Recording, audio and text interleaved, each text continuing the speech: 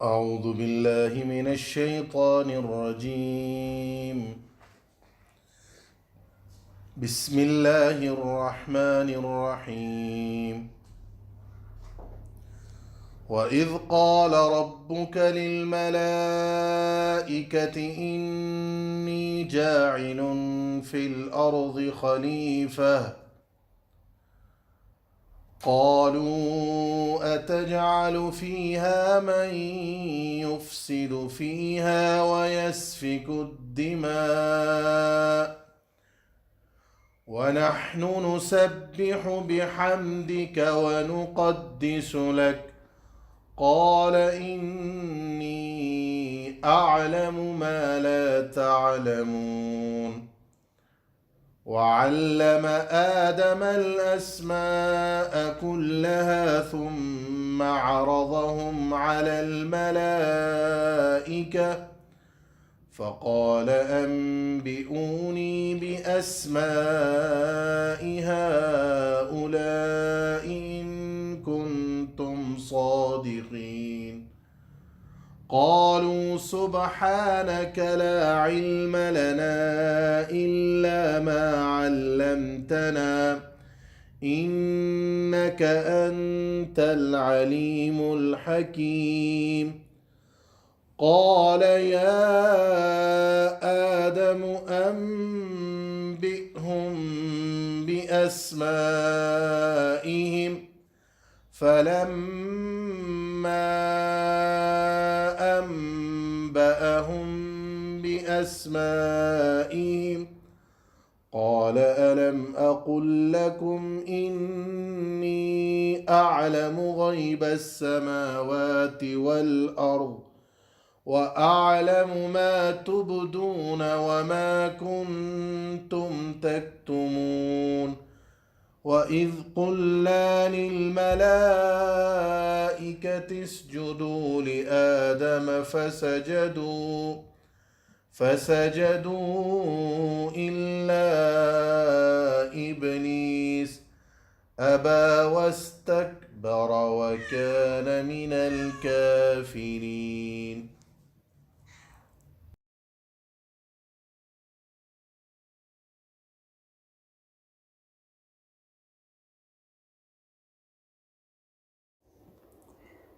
قرآن مجید اللہ تعالیٰ کی کتاب ہے، اللہ تعالیٰ کا کلام ہے۔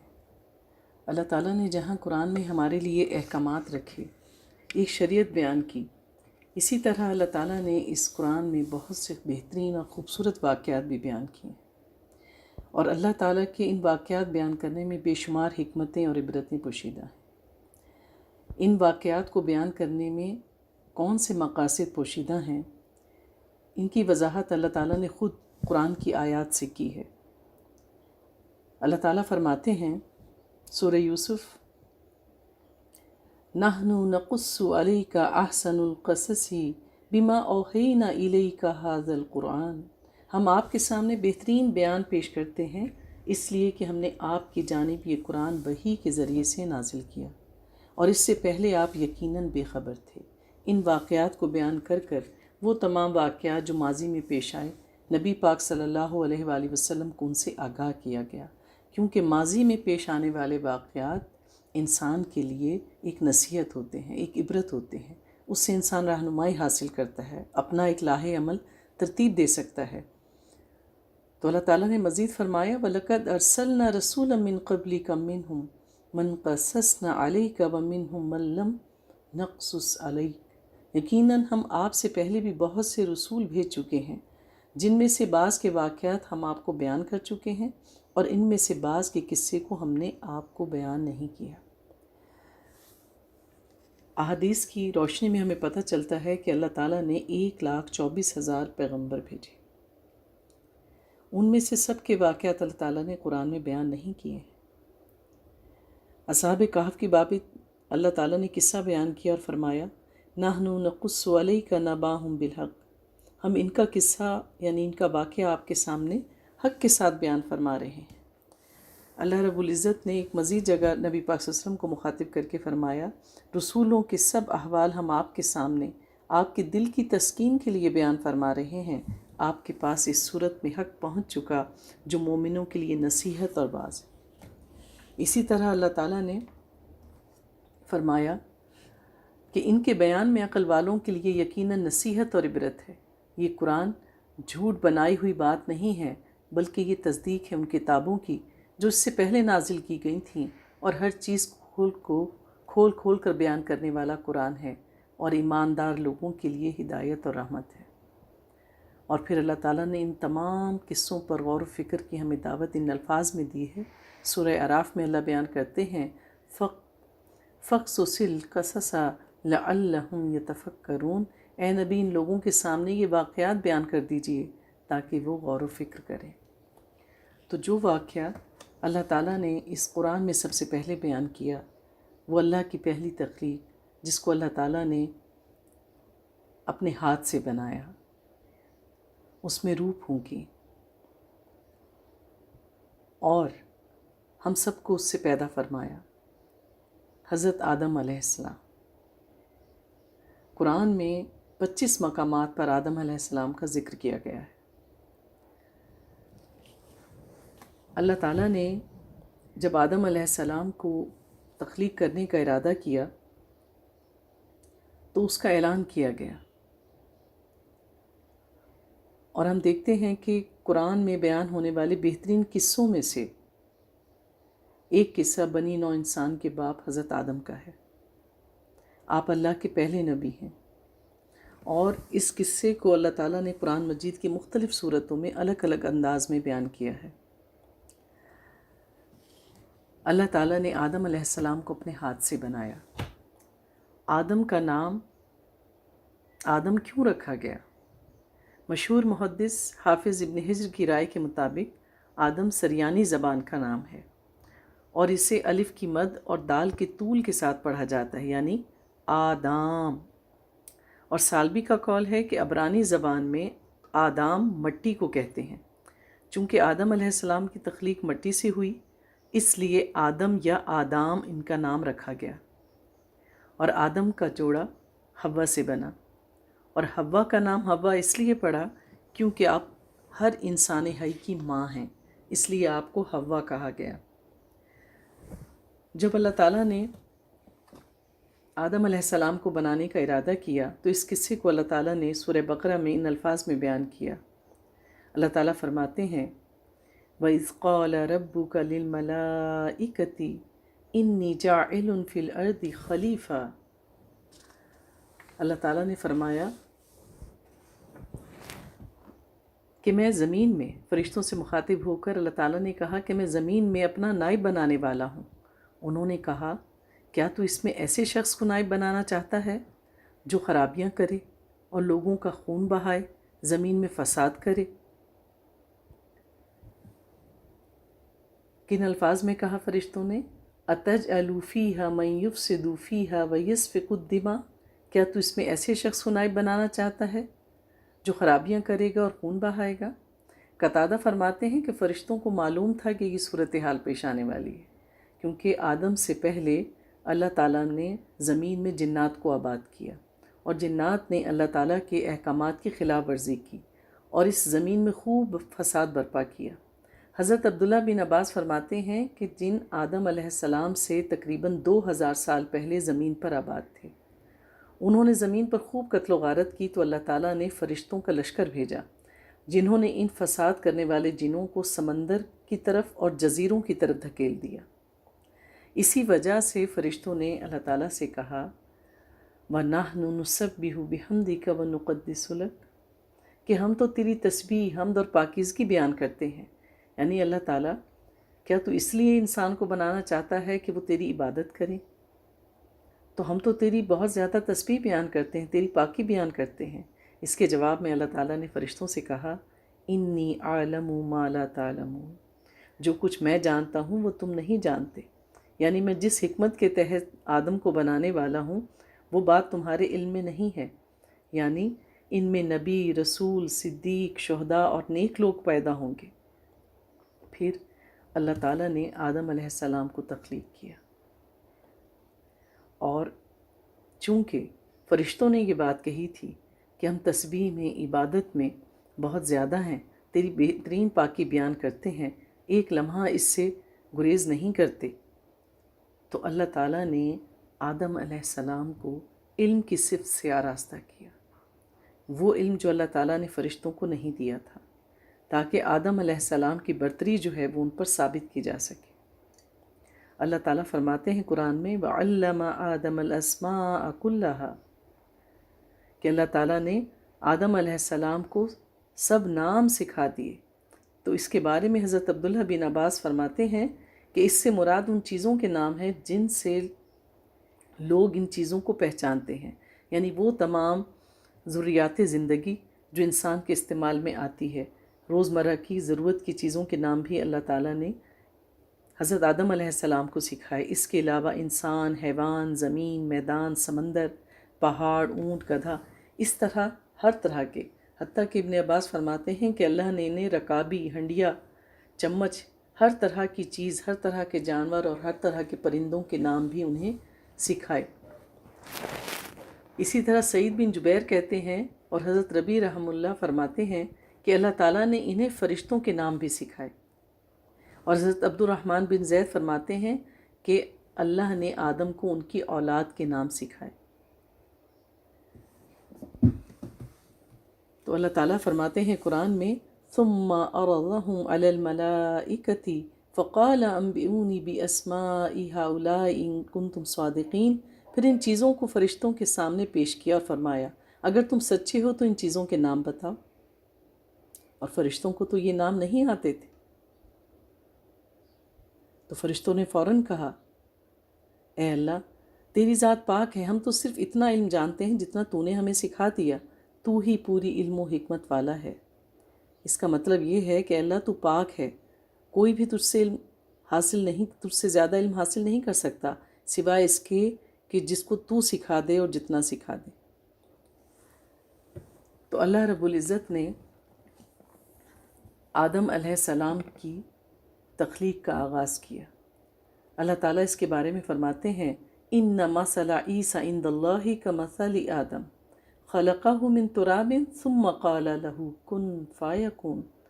عیسیٰ کا حال اللہ کے نزدیک آدم کا سا ہے کہ اس نے پہلے مٹی سے ان کا قالب بنایا، پھر فرمایا کہ انسان ہو جا، تو انسان ہو گئے۔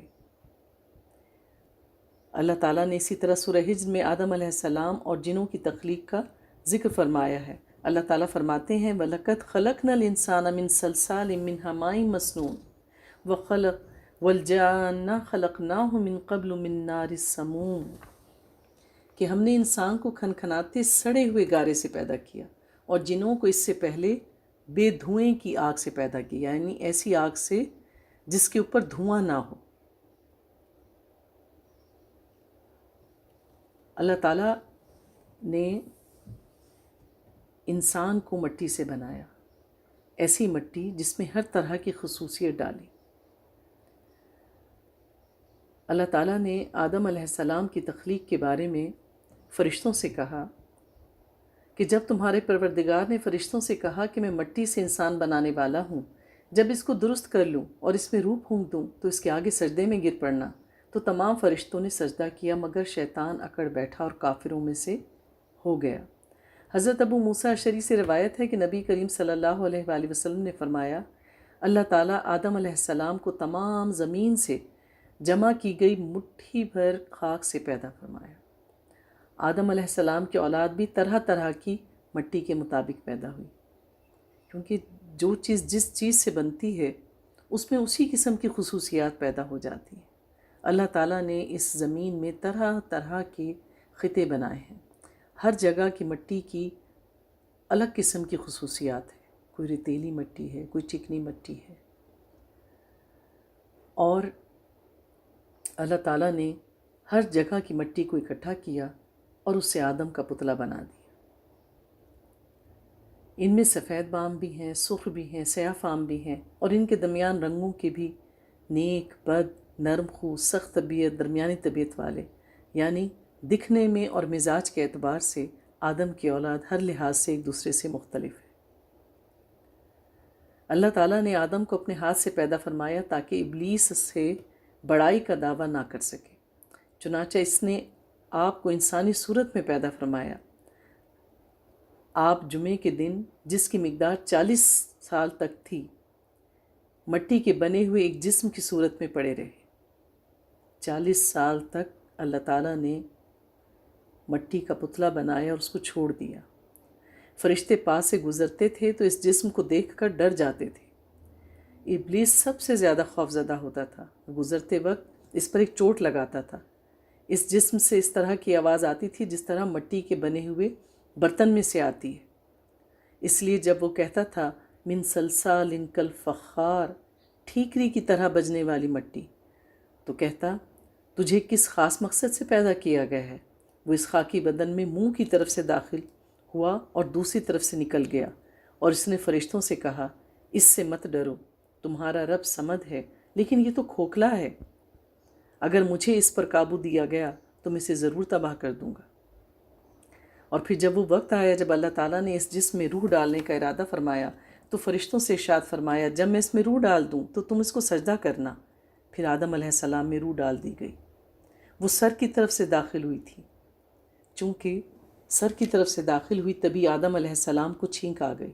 فرشتوں نے کہا کہیے الحمدللہ، سب تعریفیں اللہ کے لیے ہیں۔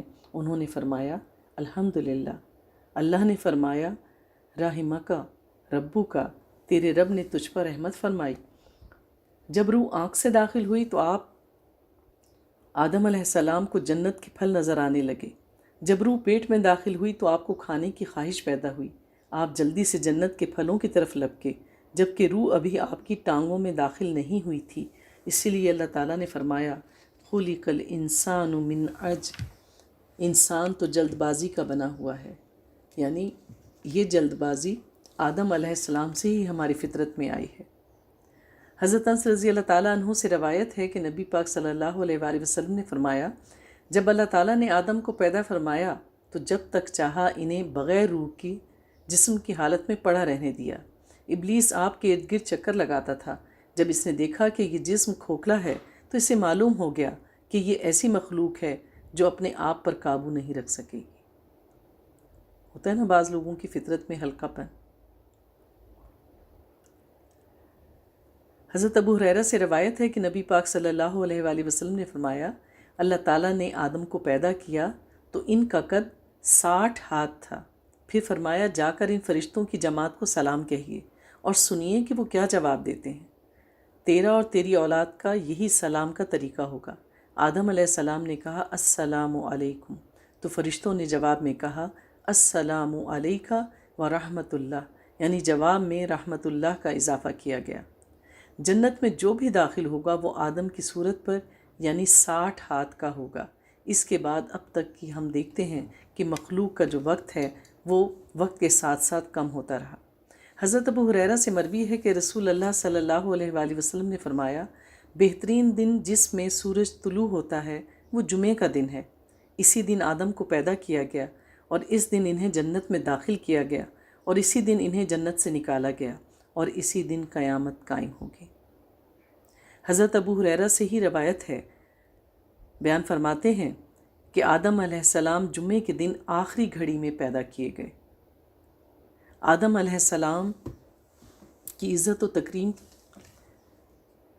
کا اندازہ اس بات سے لگایا جا سکتا ہے کہ اللہ تعالیٰ فرماتے ہیں وَإِذْ قُلْنَا لِلْمَلَائِكَةِ اسْجُدُوا لِآدَمَ فَسَجَدُوا إِلَّا إِبْلِيسَ أَبَىٰ وَاسْتَكْبَرَ وَكَانَ مِنَ الْكَافِرِينَ۔ اور جب ہم نے فرشتوں کو حکم دیا کہ آدم کے آگے سجدہ کرو تو وہ سب سجدے میں گر پڑے مگر شیطان نے انکار کیا اور غرور میں آ کر کافر بن گیا۔ یہ اللہ تعالیٰ کی طرف سے آدم کی بہت بڑی عزت افزائی تھی۔ کن باتوں سے پتہ چلتا ہے؟ 4 چیزوں میں اللہ تعالیٰ نے حضرت آدم علیہ السلام کی عزت افزائی کی۔ انہیں اپنے ہاتھ سے پیدا کیا، ان میں روح ڈالی، فرشتوں کو سجدہ کرنے کا حکم دیا گیا، اللہ تعالیٰ نے ان کو علم سے نوازا۔ تو علم کی بنا پر انسان کو فرشتوں پر فوقیت دی گئی، ان سے سجدہ کروایا گیا۔ علم حاصل کرنا ہم سب پر فرض ہے، اور علم ایک ایسی قوت اور طاقت ہے جو انسان حاصل کر لے تو اسے کوئی نہیں چھین سکتا۔ یہ ایک ایسی متاع ہے جس کو کوئی چور چرا نہیں سکتا۔ جو خرچ کرنے سے بڑھتی ہے۔ اس سے علم اور علم والوں کی اہمیت کا اندازہ ہوتا ہے۔ تو اللہ رب العزت نے ان 4 چیزوں پر حضرت آدم علیہ السلام کو فوقیت دی اور ان تمام خوبیوں سے ان کو نوازا۔ جب حضرت آدم و حضرت موسیٰ نے ملائے اعلیٰ میں ایک دوسرے سے ملاقات کی تو اس میں حضرت موسیٰ علیہ السلام نے پوچھا، آپ آدم ہیں جنہیں اللہ نے اپنے ہاتھ سے پیدا کیا اور آپ کے اندر اپنی روح ڈالی، آپ کو اپنے فرشتوں سے سجدہ کروایا اور آپ کو ہر چیز کے نام سکھائے۔ تو کہا جاتا ہے کہ قیامت کے دن جب سب لوگ میدان حشر میں موجود ہوں گے تو وہ لوگ بھی آدم علیہ السلام سے بات کرتے ہوئے ان کی یہی تمام صفات بیان کریں گے جن سے اللہ تعالیٰ نے ان کو متصف کیا۔ آدم علیہ السلام کو جب اللہ نے تخلیق کیا تو آپ جنت میں اکیلے رہتے تھے، اور چونکہ ابلیس نے آپ کو سجدہ نہیں کیا، سجدہ کرنے سے انکار کر دیا، تو اللہ تعالیٰ نے اس کو مردود ٹھہرایا اور اپنی جنت سے نکال دیا۔ اللہ تعالیٰ نے آدم سے ان کا جوڑا بنایا۔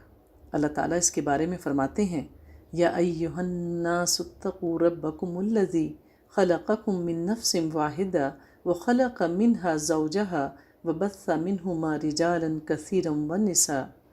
لوگوں اپنے پروردگار سے ڈرو جس نے تم کو ایک جان سے پیدا کیا اور اس سے اس کا جوڑا بنایا، پھر ان دونوں سے کثرت سے مرد اور عورت پیدا کی اور دنیا میں پھیلا دیے۔ اور اللہ سے ڈرو جس کے نام کو تم اپنی حاجت پوری کرنے کا ذریعہ بناتے ہو، اور قطع رحمی سے بچو، کچھ شک نہیں کہ اللہ تمہیں دیکھ رہا ہے۔ پھر اسی طرح ایک جگہ اور بتایا اللہ تعالیٰ نے کہ وہ اللہ ہی تو ہے جس نے تم کو ایک شخص سے پیدا کیا اور اس سے اس کا جوڑا بنایا تاکہ اس سے راحت حاصل کر سکے۔ یعنی مرد و عورت کا جوڑا، مرد و عورت کا ساتھ اللہ تعالیٰ نے ایک دوسرے سے تسکین پانے کا ذریعہ بھی بنایا ہے۔ محمد بن اسحاق نے حضرت عبداللہ بن عباس سے روایت کی ہے کہ حوا علیہ السلام کو آدم علیہ السلام کی بائیں طرف کی چھوٹی پسلی سے پیدا کیا جبکہ آپ سو رہے تھے، اور پسلی کی جگہ کو گوشت سے بعد میں پر کر دیا گیا۔ حضرت ابو ہریرہ بیان کرتے ہیں کہ رسول اللہ صلی اللہ علیہ وآلہ وسلم نے فرمایا، عورتوں سے حسن سلوک کی نصیحت قبول کرو کیونکہ وہ پسلی سے پیدا کی گئی ہیں۔ سب سے ٹیڑھی پسلی وہ ہے جو سب سے اوپر والی ہے۔ اگر تو اس پسلی کو سیدھا کرنا چاہے گا تو اسے توڑ بیٹھے گا، اور اگر اس کو چھوڑ دے گا تو وہ ٹیڑھی ہی رہے گی۔ اس لیے عورتوں سے حسن سلوک کی نصیحت قبول کرو، یعنی میں تمہیں نصیحت کرتا ہوں کہ عورتوں کے ساتھ نرمی اور حسن سلوک کا برتاؤ کرو۔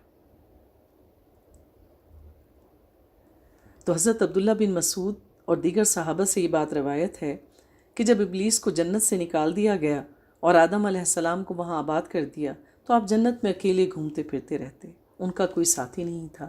آپ دیکھیے نا کہ اکیلا شخص کیسے اپنا گزارا کرے، کسی کو کسی کا ساتھ آخر چاہیے ہی ہوتا ہے۔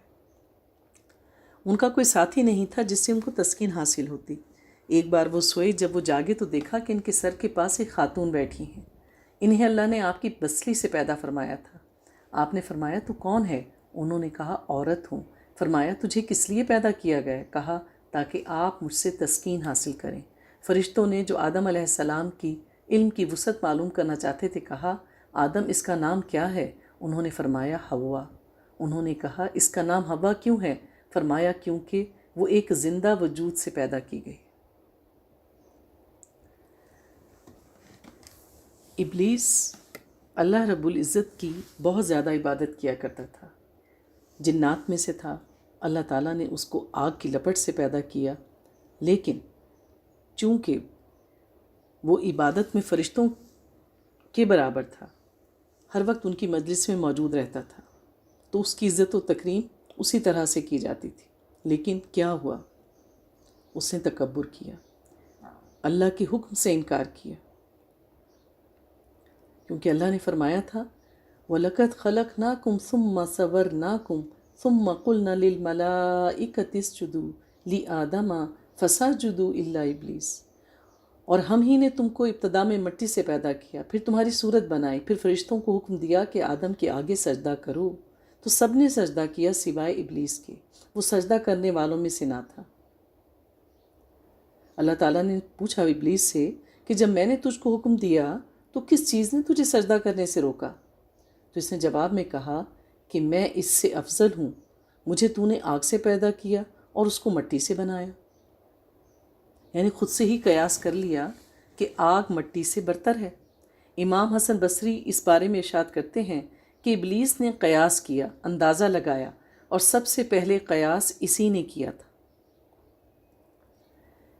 یعنی اس کا مطلب یہ ہے کہ اس نے اپنا اور آدم کا موازنہ کیا اور خود سے ہی اس کا نتیجہ اخذ کر لیا۔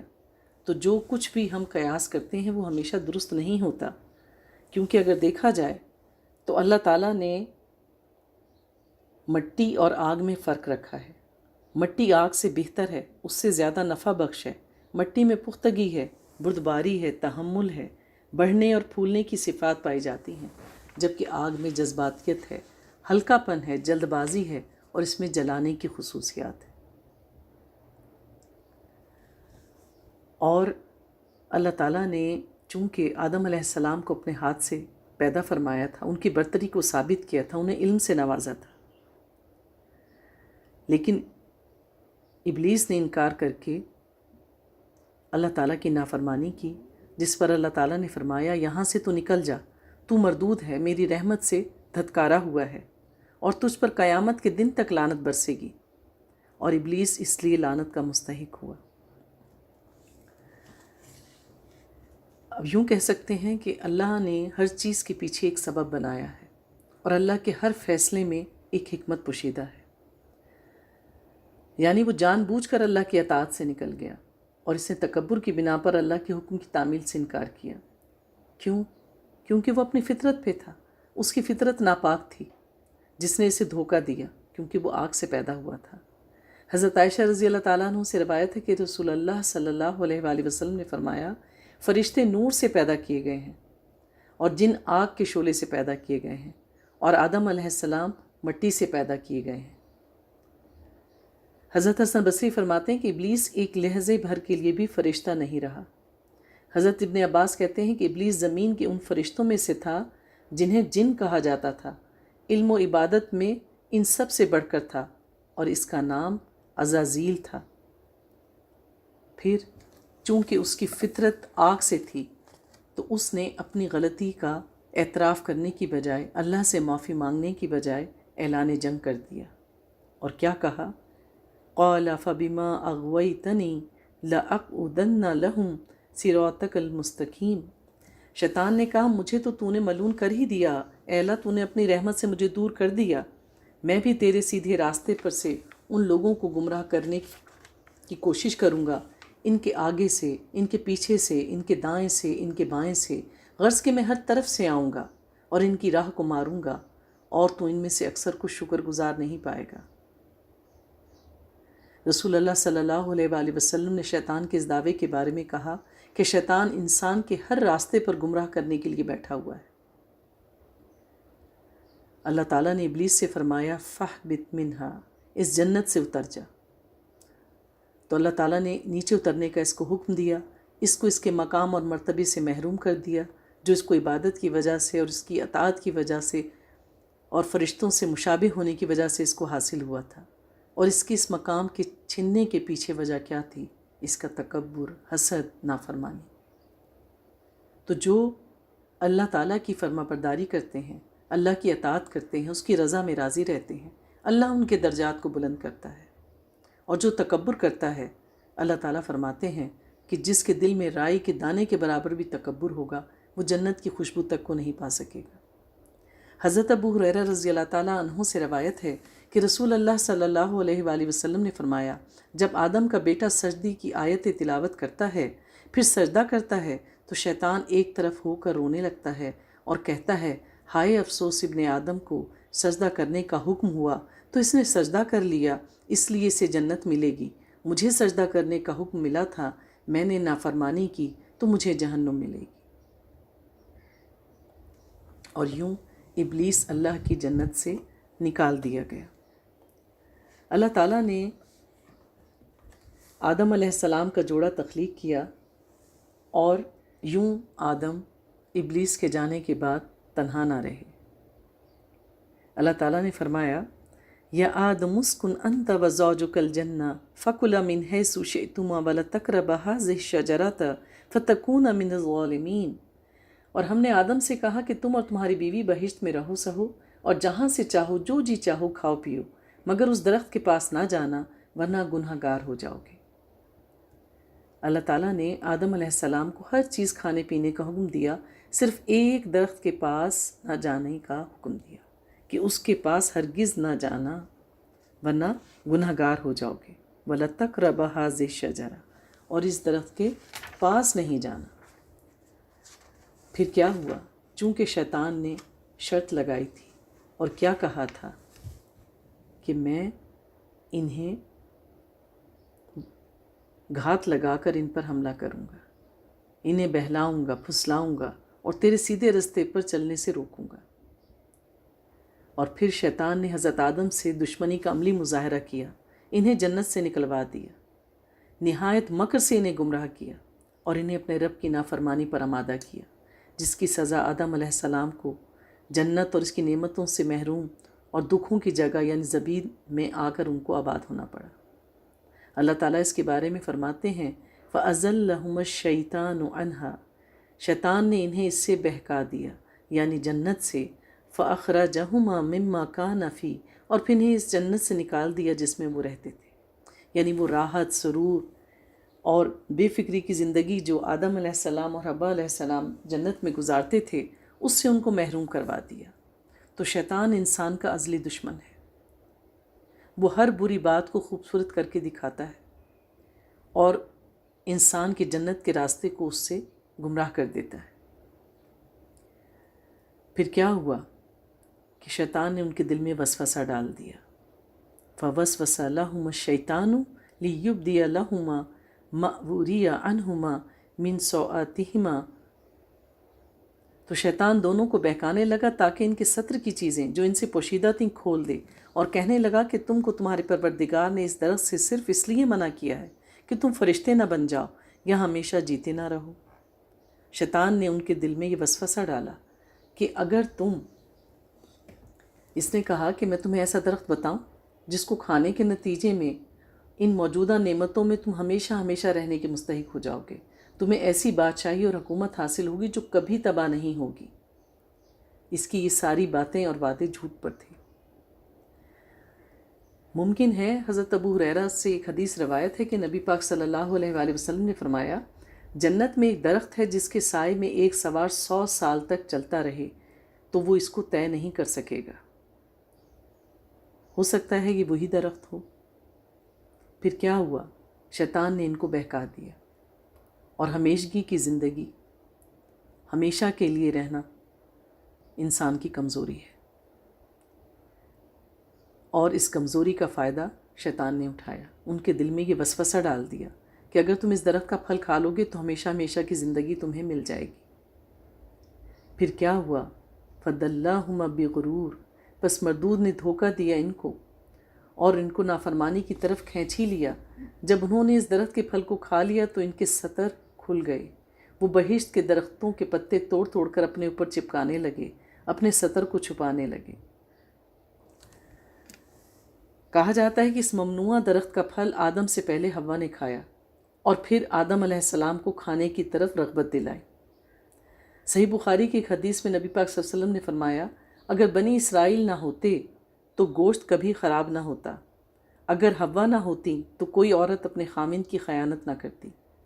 تورات میں ہے کہ حضرت حوا علیہ السلام نے اس درخت کا پھل کھانے کی طرف آدم کو ترغیب دلائی، اور یہ بھی کہا گیا ہے تورات میں کہ وہ سانپ تھا، وہ بہت خوبصورت اور بہت بڑا تھا۔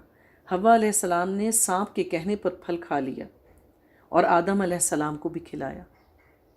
اس میں شیطان کا ذکر نہیں ہے، ہو سکتا ہے شیطان سانپ کے روپ میں آیا ہو، اور جب ان کے ستر کھل گئے اور انہوں نے محسوس کیا کہ ان کے جسم ننگے ہو گئے ہیں تو وہ انجیر کے پتوں کو توڑ کر اپنا تہمت بنانے لگے اور اس طرح سے اپنے ستر کو چھپانے کی کوشش کرنے لگے۔ حضرت ابن عباس کو اس واقعے کو ان الفاظ میں بیان کیا ہے کہ وہ بہشت کے درختوں کے پتے توڑ توڑ کر اپنے اوپر چپکانے لگے۔ اس سے مراد کیا ہے کہ انجیر کے پتوں کو، جیسا کہ تورات میں بیان کیا گیا ہے۔ اللہ تعالیٰ حضرت آدم علیہ السلام کے بارے میں یہ کہتے ہیں نبی نافرمان نہیں ہوتے، انسان کا لفظ ہی نسیان سے نکلا ہے۔ حضرت آدم علیہ السلام اللہ تعالیٰ کی اس نصیحت کو نصیحت سمجھے، حکم نہیں سمجھے شاید، جبکہ انہوں نے عہد لیا تھا اللہ تعالیٰ نے اس بات کا، انہیں حکم دیا تھا کہ ایسا ہرگز نہ کرنا، جیسا کہ ہمیں حکم دیا جاتا ہے کہ یہ کام نہ کرنا ورنہ اللہ کے عذاب کے مستحق ہوگے۔ پر کیا ہوا؟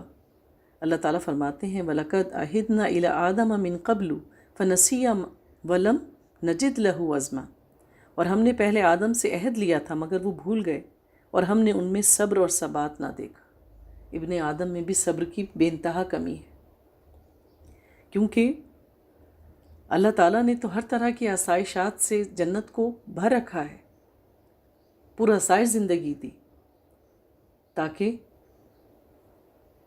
آدم اور حوا آرام سے جنت میں رہیں، لیکن آخر اس دنیا کو بھی بسنا تھا، اس کے بسنے کے اسباب بھی بننے تھے، اور یوں آدم علیہ السلام سے غلطی سرزد ہوئی۔ پھر اللہ نے فرمایا اہبطوا بعضکم لبعض عدو ولکم فی الارض مستقر ومتاع الی حین، تم سب یہاں سے اتر جاؤ، تم ایک دوسرے کے دشمن ہو اور تمہارے لیے ایک وقت تک زمین پر ٹھکانہ اور زندگی کا سامان ہے۔ اور یوں آدم، حوا، ابلیس اور کہا جاتا ہے وہ سانپ بھی ان میں شامل تھا، وہ جنت سے نکال دیے گئے اور یہ زمین آدم و حوا کی اولاد سے بسا دی گئی۔ حضرت ابو ہریرہ بیان فرماتے ہیں کہ نبی پاک نے فرمایا آدم علیہ السلام کو جمعے کے دن پیدا کیا گیا، اسی دن انہیں جنت میں داخل کیا گیا اور اسی دن ان کو وہاں سے نکالا گیا۔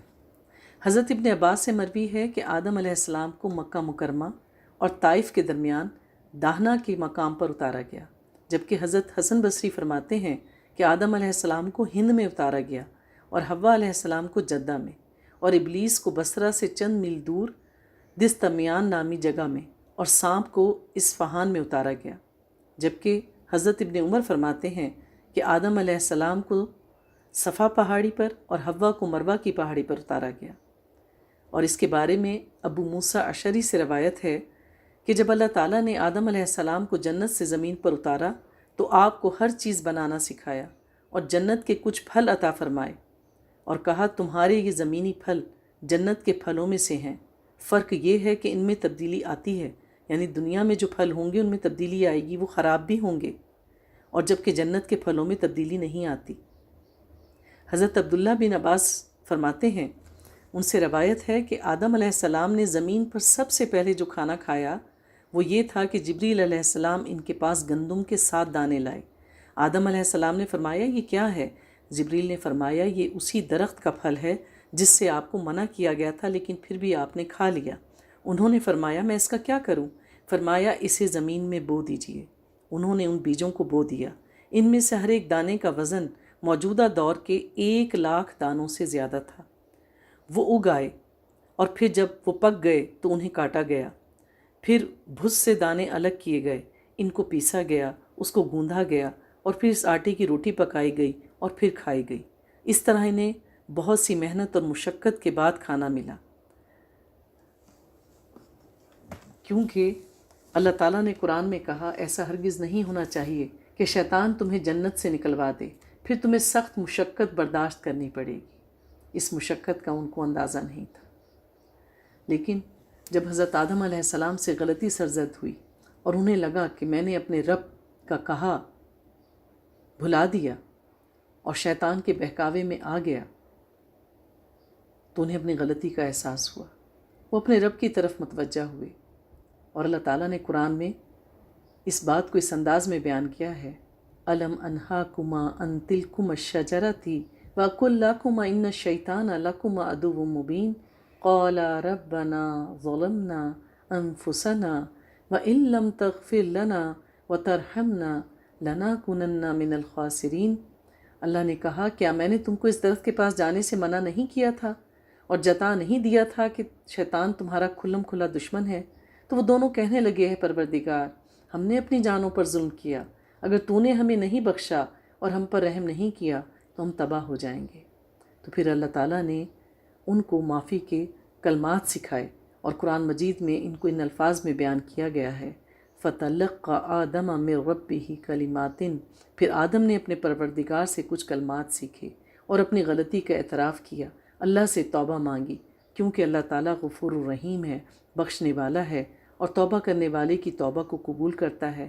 اللہ کو اپنے بندے کا غلطی کرنا، غلطی کا اعتراف کرنا، پلٹ کر اللہ کی طرف رجوع کرنا انتہائی پسند ہے، اور اللہ نے آدم علیہ السلام کی توبہ کو قبول فرمایا۔ یہی اللہ کے بندے میں اور شیطان میں فرق ہے، ابلیس میں فرق ہے، کہ آدم اپنی غلطی کا اعتراف کر لے تو اللہ بڑے سے بڑے گناہ کو معاف کر دیتا ہے، جبکہ ابلیس نے تکبر کیا۔ ہر وہ شخص جو اپنی غلطی پر نادم نہیں ہوتا، اللہ کی طرف رجوع نہیں کرتا، وہ ابلیس کے ساتھیوں میں سے ہے۔ اللہ تعالیٰ ہمیں آدم کی فطرت کے مطابق اپنی غلطیوں پر شرمندہ ہونے کی توفیق عطا فرمائے اور ابلیس کے رویے سے بچنے کی توفیق عطا فرمائے۔ اللہ رب العزت نے آدم علیہ السلام کی توبہ قبول کی، آدم اور حوا کو اس دنیا میں بھیج دیا، اس حکم کے ساتھ کہ جو مدت تمہاری عمر کی اللہ نے مقرر کی ہے، وقت مقررہ، انہیں بھی ایک خاص مدت کے لیے زمین پر بھیجا گیا۔ جس طرح ہم میں سے ہر شخص اپنے حصے کی عمر اور وقت لے کر آتا ہے، لیکن ہم میں سے کسی کو پتہ نہیں کہ ہم نے اس دنیا میں کتنا جینا ہے۔ ہر کوئی اپنے اعمال کی فصل کو بوتا ہے جو اس نے آخرت میں جا کے کاٹنی ہے۔ تو چونکہ اللہ تعالیٰ نے اس زمین کو آباد کرنا تھا، اللہ تعالیٰ نے اس کے لیے حکمت سے فیصلے کیے، اور سبب بنا ان دونوں کا اس زمین پر آنا۔ اللہ تعالیٰ نے قرآن میں فرمایا، وَإِذْ أَخَذَ رَبُّكَ مِن بَنِي آدَمَ مِن ظُهُورِهِمْ ذُرِّيَّتَهُمْ وَأَشْهَدَهُمْ عَلَىٰ أَنفُسِهِمْ أَلَسْتُ بِرَبِّكُمْ قَالُوا بَلَىٰ شَهِدْنَا، اور جب تمہارے پروردگار نے بنی آدم سے یعنی ان کی پیٹھوں سے ان کی اولاد نکالی تو ان سے خود ان کے مقابلے میں اقرار کروایا اور پوچھا کہ کیا میں تمہارا رب نہیں ہوں؟ وہ کہنے لگے، کیوں نہیں، ہم گواہ ہیں، آپ ہی ہمارے رب ہیں۔ سورہ اعراف میں اللہ نے یہ بات پوچھی۔ حضرت عمر بن خطاب سے اس آیت کے بارے میں پوچھا گیا تو انہوں نے فرمایا، میری موجودگی میں رسول اللہ صلی اللہ علیہ وآلہ وسلم سے اس آیت کے متعلق سوال کیا گیا تو نبی پاک نے فرمایا، اللہ تعالیٰ نے آدم علیہ السلام کو پیدا فرمایا، پھر ان کی پشت پر اپنا دایاں ہاتھ پھیرا اور ان کی اولاد نکالی، اور فرمایا، میں نے انہیں جنت کے لیے پیدا کیا ہے اور یہ جنتیوں والے عمل کریں گے۔ پھر ان کی پشت پر دوبارہ ہاتھ پھیرا اور مزید اولاد ظاہر فرمائی اور ارشاد فرمایا، میں نے انہیں جہنم کے لیے پیدا کیا ہے اور یہ جہنمیوں والے عمل کریں گے۔ ایک آدمی نے کہا، اللہ کے رسول صلی اللہ علیہ وآلہ وسلم، تب عمل کس لیے ہے؟ اللہ کے رسول نے فرمایا، جب اللہ تعالیٰ کسی بندے کو جنت کے لیے پیدا فرماتا ہے تو اسے جنتیوں والے عمل کی توفیق دیتا ہے اور وہ شخص ان کی وجہ سے جنت میں داخل ہو جاتا ہے، اور اللہ تعالیٰ جب کسی بندے کو جہنم کے لیے پیدا کرتا ہے تو اسے جہنمیوں والے اعمال میں مشغول کر دیتا ہے اور وہ شخص ان اعمال کی وجہ سے جہنم میں جاتا ہے۔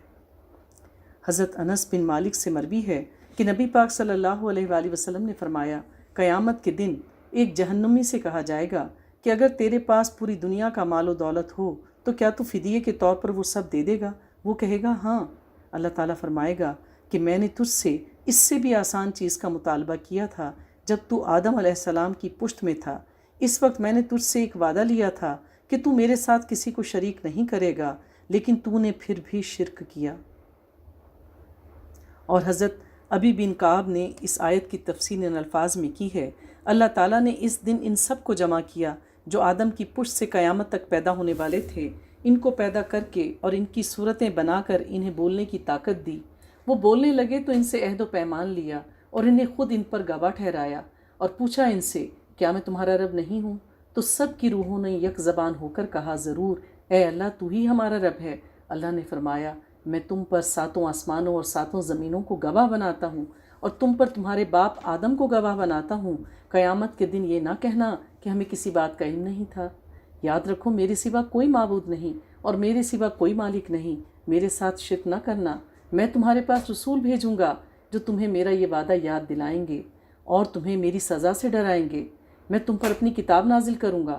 انہوں نے کہا ہم گواہی دیتے ہیں کہ تو ہمارا رب ہے، ہمارا معبود ہے، تیرے سوا ہمارا کوئی معبود نہیں۔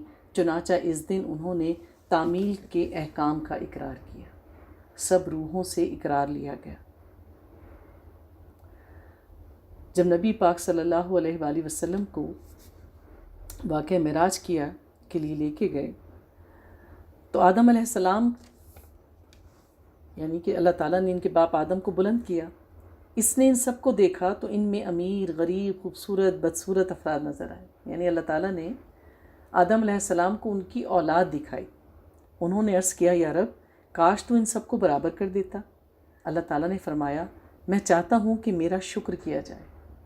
کتنی خوبصورت بات ہے، جب ہم کسی غریب کو دیکھتے ہیں تو پھر ہم اپنی نعمتوں کا شکر ادا کرتے ہیں، کسی معذور کو دیکھتے ہیں تو ہم اپنے اعضاء کا شکر ادا کرتے ہیں، کسی کو غربت میں دیکھتے ہیں تو اپنی خوشحالی کا شکر ادا کرتے ہیں۔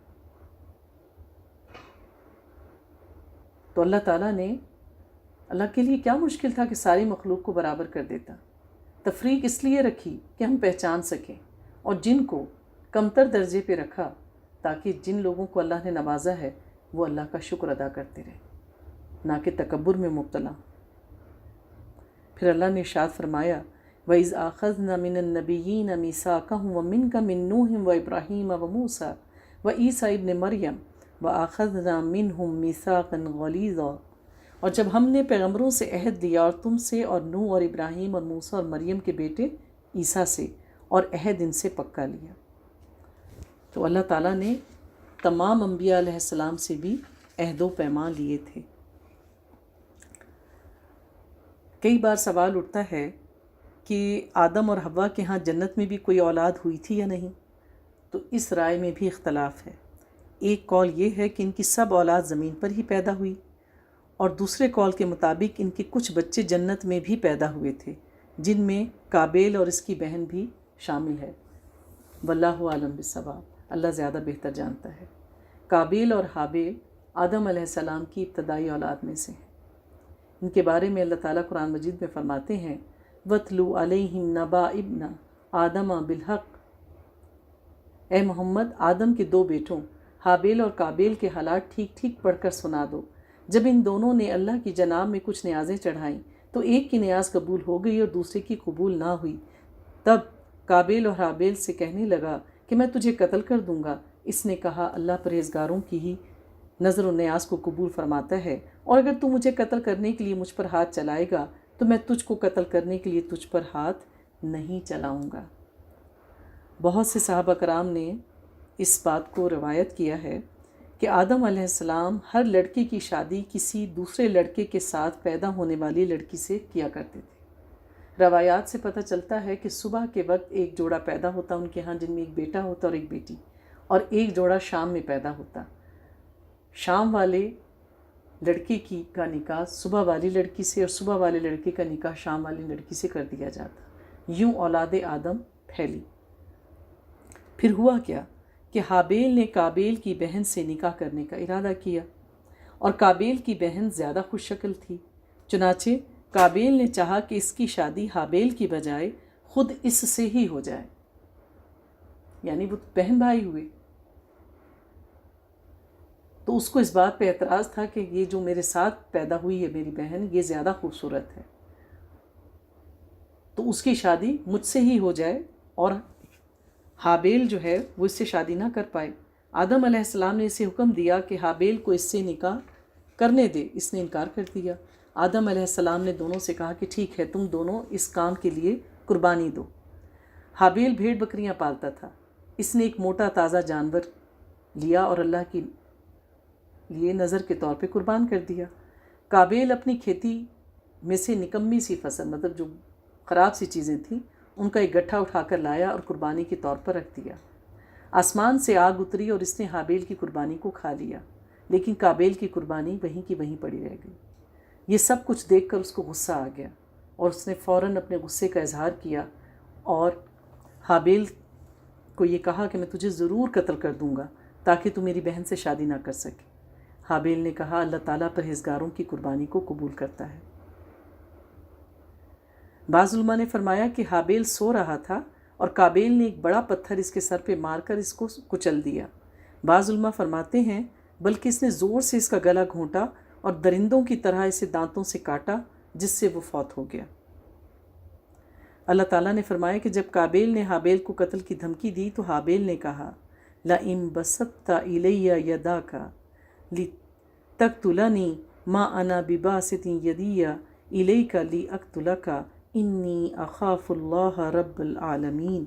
اگر تو قتل کرنے کے لیے مجھ پر ہاتھ اٹھائے گا تو میں تجھے قتل کرنے کے لیے ہاتھ نہیں اٹھاؤں گا، مجھے تو اللہ رب العالمین سے ڈر لگتا ہے۔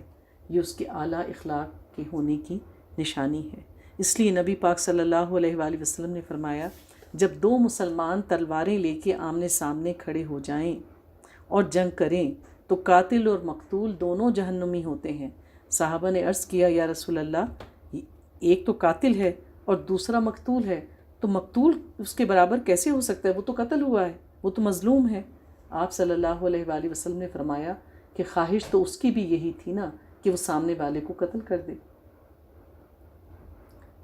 حضرت عبداللہ بن عمر سے روایت ہے، انہوں نے فرمایا قسم ہے اللہ کی ان دونوں میں سے مقتول زیادہ طاقتور تھا لیکن اس نے دوسرے کی طرف ہاتھ نہیں بڑھایا تاکہ گناہ کا مرتکب نہ ہو جائے۔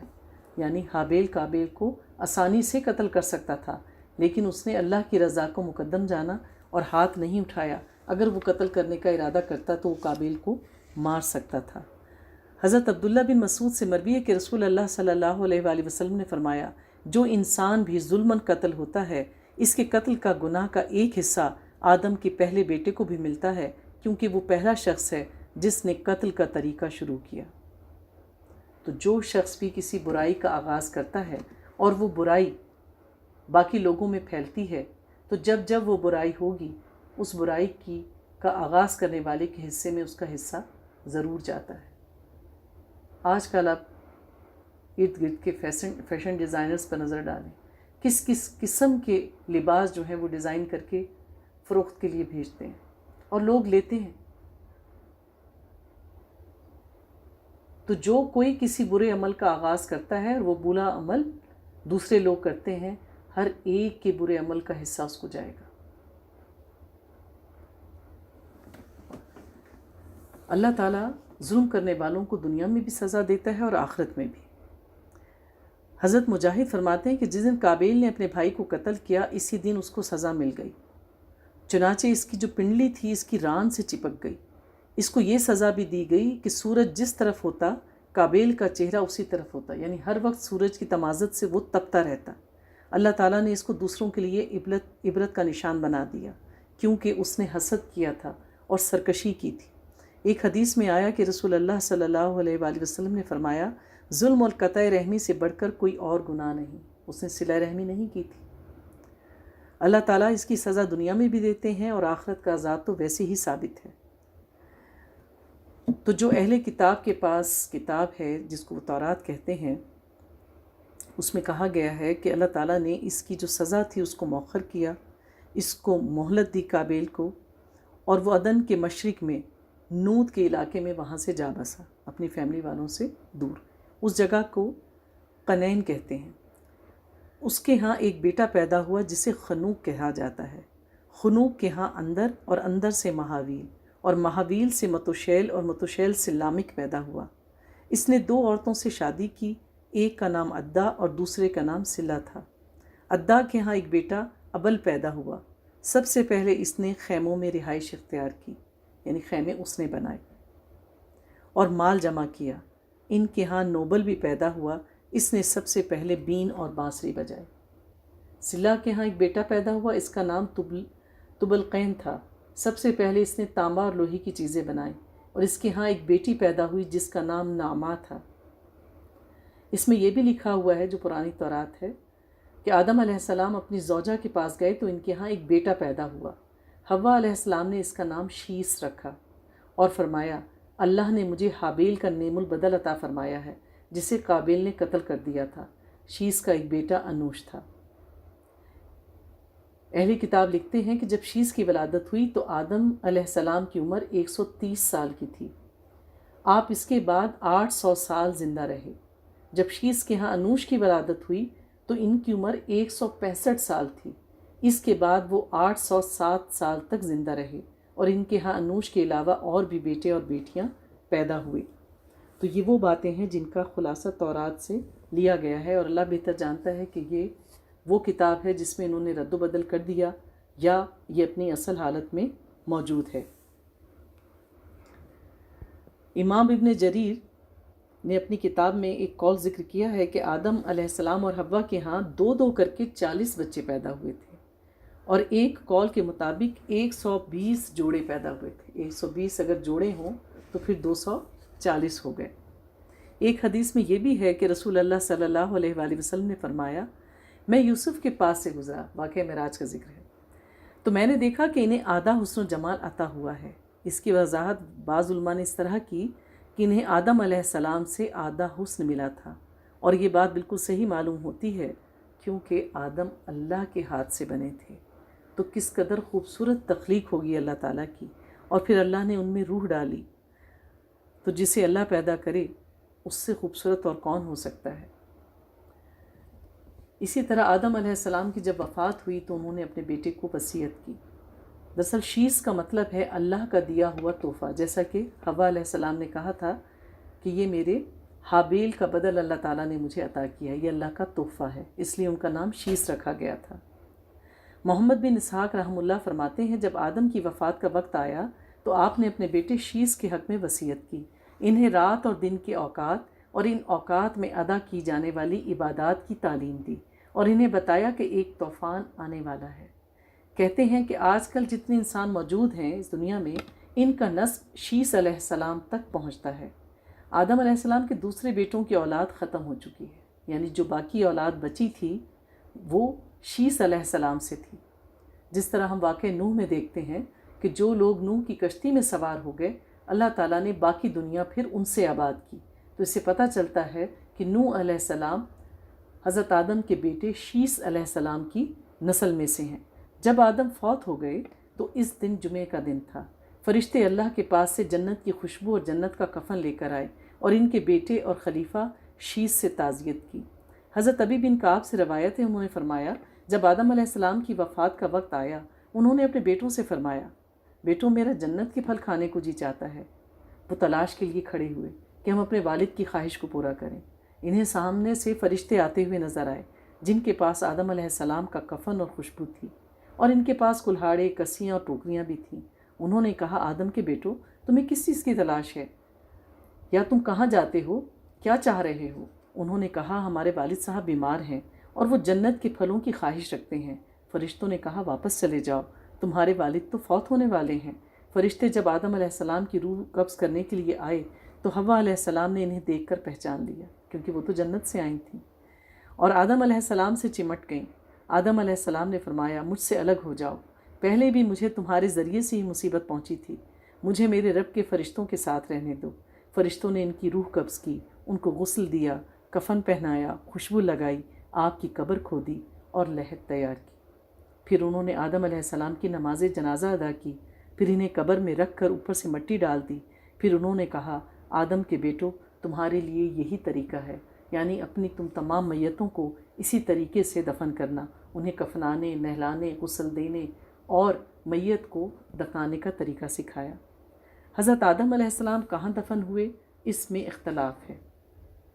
کچھ نے کہا کہ ہندوستان کے پاس سری لنکا میں ایک پہاڑ کے قریب ان کو دفن کیا گیا، جہاں انہیں جنت سے اتارا گیا تھا، یعنی جہاں وہ جنت سے اتر کر آئے تھے وہیں پر ان کو دفن کیا گیا ہے۔ آپ کی عمر کے بارے میں بھی اختلاف ہے۔ حضرت ابن عباس اور ابو ہریرہ سے روایت ہے، لیکن یہ مرفوع حدیث ہے کہ ان کی عمر جو ہے وہ 1000 سال لکھی ہوئی ہے۔ اس کے مقابلے میں تورات اس بیان کو اختیار نہیں کیا جا سکتا کہ وہ 930 سال زندہ رہے۔ تورات میں ان کی عمر 930 سال لکھی ہوئی ہے۔ اسی طرح حضرت آدم کی وفات کے بعد ان کے بیٹے شیس نے ان کا کام اور ان کی ذمہ داری جو تھی وہ اٹھائی۔ جب ان کی وفات کا وقت آیا تو انہوں نے اپنے بیٹے انوش کے حق میں وصیت کی، چنانچہ انہوں نے یہ ذمہ داری اٹھا لی۔ ان کے بعد ان کے بیٹے قینن اور ان کے بیٹے محلائیل نے یہ منصب سنبھالا۔ اس کے بارے میں اہل فارس کا کہنا ہے کہ وہ 7 اقلیم کے بادشاہ تھے۔ سب سے پہلے انہوں نے درخت کاٹے، شہر بسائے اور بڑے بڑے قلعے تعمیر کیے۔ وہ کہتے ہیں کہ بابل اور سوس یعنی ایران کے شہر انہوں نے تعمیر کیے، حضرت آدم کے بیٹوں نے۔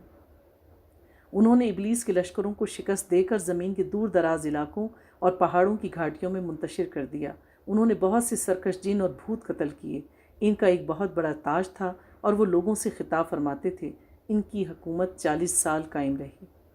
ان کی وفات پر ان کے بیٹے یرد نے ان کا منصب سنبھالا اور انہوں نے اپنی وفات کے وقت اپنے بیٹے خنوخ کے حق میں وصیت کی۔ مشہور قول کے مطابق جن کا نام خنوخ بتایا جاتا ہے، دراصل وہ ادریس علیہ السلام ہی ہیں۔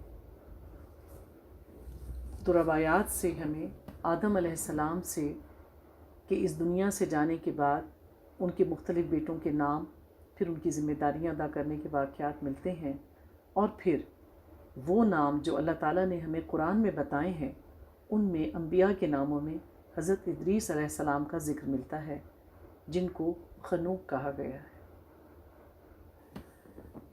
امید ہے آپ کو حضرت آدم علیہ السلام کے بارے میں کچھ وہ باتیں پتہ چلی ہوں گی جو اس سے پہلے آپ کے علم میں نہیں آئی ہیں۔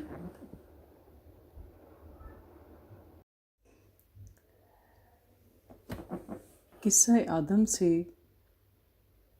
ہماری معلومات میں اضافہ ہوا، اور ہر وہ واقعہ جو رونما ہوتا ہے اس سے انسان بہت سی عبرتیں اور حکمتیں حاصل کرتا ہے، اور ہر واقعے کے پیچھے اس کے کچھ نتائج اور فوائد ہوتے ہیں۔ اسی طرح اللہ تعالیٰ نے قرآن میں حضرت آدم علیہ السلام کا ذکر فرما کر وہ نظریہ جس کو ایک مغربی دنیا بیان کرتی ہے کہ انسان جو ہے وہ مختلف قسم کے ارتقائی مراحل سے گزر کر انسان کی شکل میں پہنچا، اس کی زبردست تردید ہوتی ہے، کیونکہ اسلام نے بنی آدم کو جو اعلیٰ اور عرفہ مقام دیا ہے وہ دوسرا کوئی بھی مذہب یا کوئی بھی فلسفہ اس کو دینے سے قاصر ہے۔ اور قرآن مجید ہی یہ بتاتا ہے کہ اللہ تعالیٰ نے انسان کو بہترین تخلیق پر بنایا، اور پھر اللہ نے آدم علیہ السلام کو اپنے مبارک ہاتھوں سے بنایا، اور علم کی بنا پر آدم علیہ السلام کو فضیلت بخشی فرشتوں پر، پھر فرشتوں سے سجدہ کروایا۔ اللہ تعالیٰ نے قرآن میں جگہ جگہ اس بات کا اعادہ کیا۔ اللہ تعالیٰ فرماتے ہیں وَلَقَدْ كَرَّمْنَا بَنِي آدَمَ وَحَمَلْنَاهُمْ فِي الْبَرِّ وَالْبَحْرِ وَرَزَقْنَاهُمْ مِنَ الطَّيِّبَاتِ وَفَضَّلْنَاهُمْ عَلَى كَثِيرٍ مِّمَّنْ خَلَقْنَا تَفْضِيلًا۔ یقیناً ہم نے اولاد آدم کو بڑی عزت دی، اور انہیں خشکی اور تری کی سواریاں دیں، اور انہیں پاکیزہ روزیاں دیں، اور اپنی بہت سی مخلوق پر انہیں فضیلت عطا فرمائی۔ سورہ بنی اسرائیل میں اللہ تعالیٰ نے یہ فرمایا۔ دوسری چیز جو ہمیں اس واقعے سے پتہ چلتی ہے، جو ہمیں عبرت حاصل ہوتی ہے، وہ ہے تکبر کا انجام۔ کہ یہ جو محاورہ ہے کہ غرور کا سر نیچا ہوتا ہے، اس سے ہمیں یہ بھی عبرت حاصل ہوتی ہے۔ ابلیس کا اپنی عبادت کی وجہ سے اللہ کے ہاں ایک خاص مقام تھا۔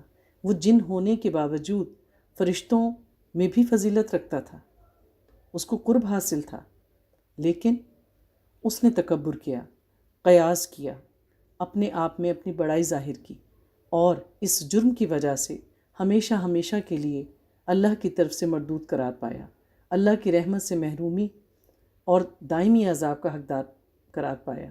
اللہ تعالیٰ فرماتے ہیں کہ عزت میرا تہبند ہے اور کبریائی میری چادر ہے، جو شخص ان دو میں سے کسی کو مجھ سے چھینے گا میں اسے عذاب میں مبتلا کر دوں گا۔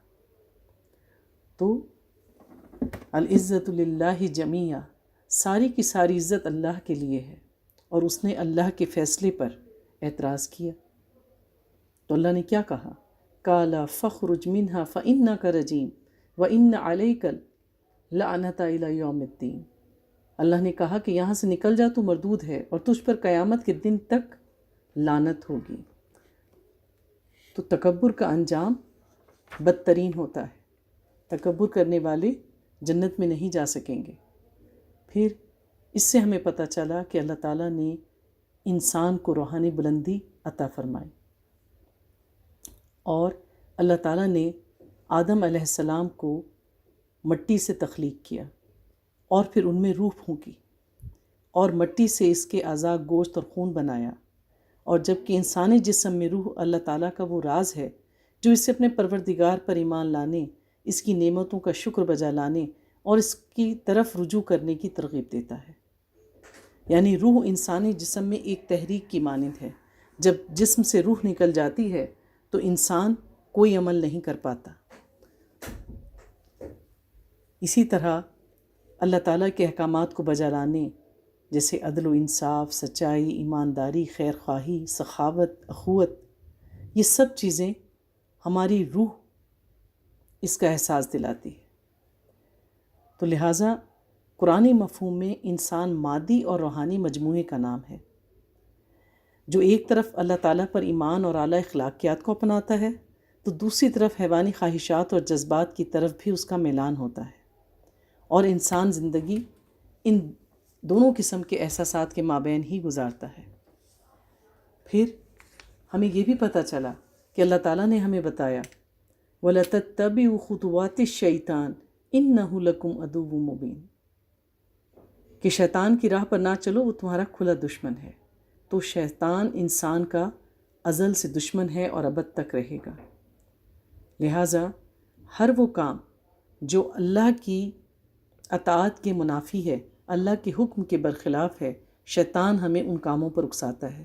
تو جب بھی کوئی برا وسوسہ ذہن میں آئے تو ہمیں خیال کرنا چاہیے کہ یہ خیال اللہ کی طرف سے نہیں، یقیناً ابلیس نے وسوسہ ڈالا ہے۔ تو ہر وہ اچھا خیال جو ہمارے ذہن میں آتا ہے، ہمارے دل میں آتا ہے، وہ اللہ کی طرف سے ہوتا ہے، اور ہر قسم کے برے خیالات، بے حیائی، بخل، کنجوسی، غرور، تکبر، جھوٹ، حوث، کینہ، حسد، یہ سارے کے سارے برے خیالات شیطان ہمارے ذہن میں ڈالتا ہے، اور جب انسان شیطانی مکر و فریب کا شکار ہو جاتا ہے تو پھر وہ ذلت کے گڑھے میں گر جاتا ہے اور جہنم اس کا ٹھکانہ بن جاتی ہے۔ پھر ہمیں پتہ چلا کہ آدم علیہ السلام کو جب اللہ نے پیدا کیا تو ان کی رہنے کا مقام جنت تھا، لیکن انہوں نے شیطان کے بہکاوے میں آ کر وہ غلط کام کر لیا جس کا اللہ تعالیٰ نے منع فرمایا تھا۔ دراصل شیطان نے ایسا حسد کی بنا پہ کیا، شیطان کو یہ ساری بخششیں، آسائشیں کانٹے کی طرح چبھ رہی تھیں کہ مجھے اللہ نے مردود قرار دے دیا، میں جنت سے نکالا گیا، اور جس کو اللہ نے مٹی سے بنایا وہ جنت میں کیوں ہے؟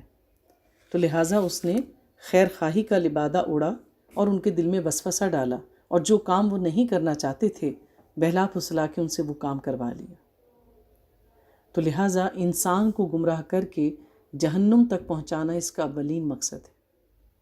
تو اللہ تعالیٰ قرآن میں فرماتے ہیں انما یأمرکم بالسوء والفحشاء وان تقولوا علی اللہ ما لا تعلمون، وہ تمہیں صرف برائی، بے حیائی اور اللہ تعالیٰ پر ان باتوں کے کہنے کا حکم دیتا ہے جن کا تمہیں علم نہیں۔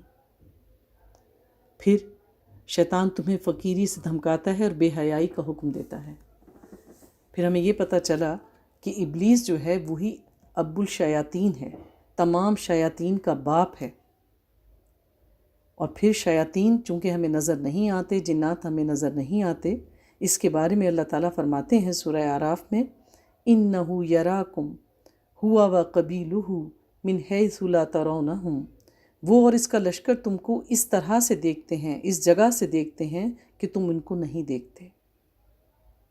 اور اسی طرح جنات کے بارے میں ہمیں یہ پتہ چلا وَالْجَانَّ خَلَقْنَاهُ مِنْ قَبْلُ مِنْ نَارِ سَمُومٍ، اور اس سے پہلے جنات کو ہم نے لو والی آگ سے پیدا کیا، یعنی انسانوں کو بنانے سے پہلے اللہ تعالیٰ نے جنات کو بنایا اور انہیں اس زمین پر بسایا۔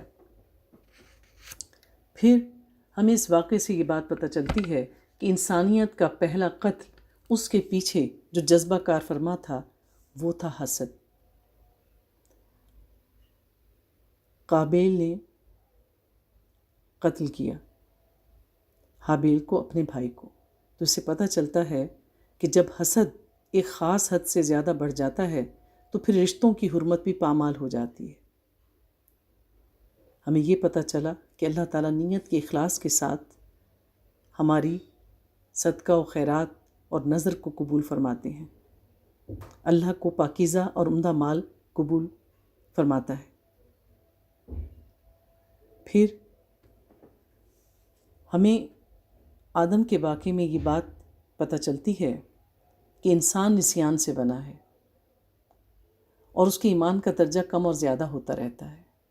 ہم انسان ہیں، فرشتے نہیں ہیں، ہم سے غلطیاں ہوں گی، لیکن ہماری بندگی کا تقاضا یہ ہے کہ ہم اپنی غلطیوں کا اعتراف کریں، غلطی کو غلطی مانیں، گناہ کو گناہ تسلیم کریں۔ اور پھر ہمیں پتہ ہے کہ جب انسان اخلاص کے ساتھ توبہ کرتا ہے تو اللہ تعالیٰ انسان کے بڑے سے بڑے گناہ کو معاف کر دیتا ہے، اور انسان اس طرح سے ہو جاتا ہے معافی کے بعد جیسے وہ آج ہی پیدا ہوا۔ اور پھر ہمیں دعا مانگنے کے آداب سکھا دیے گئے، جس طرح اللہ تعالیٰ سے حضرت آدم علیہ السلام نے دعا کی، ربنا ظلمنا انفسنا وان لم تغفر لنا وترحمنا لنکونن من الخاسرین۔ اے ہمارے رب، ہم نے اپنا بڑا نقصان کیا، اور اگر تو ہماری مغفرت نہیں کرے گا اور ہم پر رحم نہیں کرے گا تو واقعی ہم نقصان پانے والوں میں سے ہو جائیں گے۔ تو لہٰذا ہم مسلمان ہیں، اور ہم میں سے اکثر لوگ شیطان کی چالوں میں گرفتار ہو جاتے ہیں، لیکن ہمیں اس بات پر یقین ہونا چاہیے کہ ہمارے رب نے توبہ کا دروازہ کھلا رکھا ہے۔ جب تک اس زندگی کی مہلت ہے اور جب تک موت کے فرشتے دکھائی نہیں دیتے، اس وقت تک انسان اگر توبہ کرتا رہے گا، اللہ تعالیٰ اس کو گناہوں سے بخشش فرماتے رہیں گے۔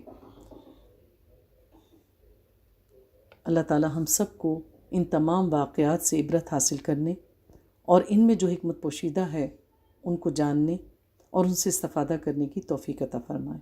سبحانک اللہم نشہد ان لا الہ الا انت نستغفرک و اتوب الیک۔